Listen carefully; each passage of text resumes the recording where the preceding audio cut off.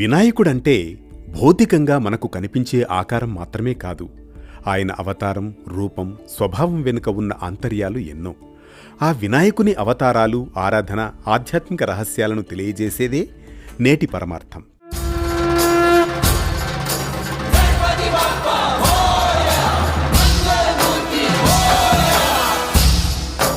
గణేశ ఆరాధనతో ఈ సంసారం నుంచి సులభంగా విముక్తి పొందవచ్చట. పురాణం ప్రకారం వినాయకుడు 8 అవతారాలను ధరించాడు.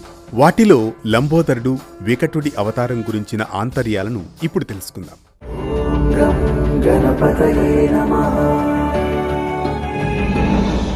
దేవ రాక్షసులు కలిసి సాగరాన్ని మధించినప్పుడు చివరగా అమృతం దక్కిన విషయం తెలిసిందే.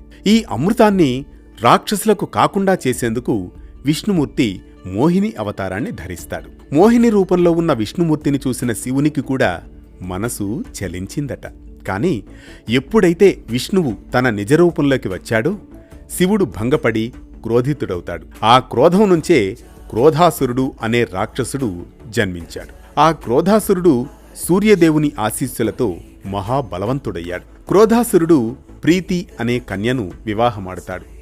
వారికి హర్షం, శోకం అనే సంతానం కలుగుతుంది. వినాయకుడు లంబోదరుని రూపంలో క్రోధాసురుణ్ణి అణచివేస్తాడు.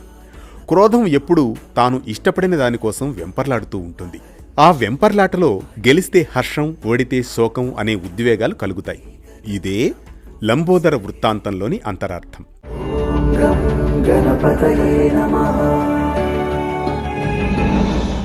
పూర్వం కామాసురుడనే రాక్షసుడు ఉండేవాడట. ఆ కామాసురుడు శివుని గురించి ఘోర తపస్సు చేసి ముల్లోకాధిపత్యాన్ని సాధిస్తాడు. అతని బారి నుంచి కాపాడే ఉపాయం సెలవిమ్మంటూ దేవతలంతా ముద్గల మహర్షిని వేడుకుంటారు.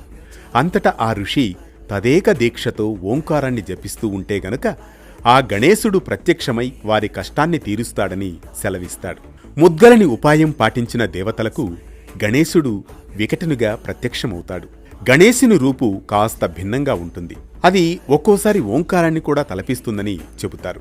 ఆ ఓంకార స్వరూపంతో కామాన్ని ఎదుర్కోవచ్చనని వికటుని వృత్తాంతం తెలియజేస్తుంది.